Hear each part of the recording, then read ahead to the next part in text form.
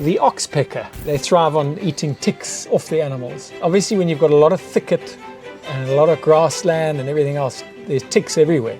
Typically, we would use a eco-friendly chemical to kill the ticks, but nature's always got a way. So we thought, well, let's see if we can get some oxpeckers and do it the natural way. And so we managed to get a whole lot from the Kruger National Park, and their job was to now go and eat the ticks off these animals rather than us using chemicals.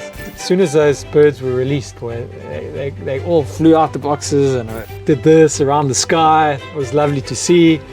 And then suddenly they saw out the corner of their eyes a journey of giraffe, as we call it, and they started beelining for these giraffe. Now, bearing in mind the giraffe we had there, they hadn't even seen oxpeckers because they'd been there for about 10 years. And these poor giraffe suddenly saw this like swarm coming towards them, and they ran and ran and ran around the reserve trying to avoid these birds.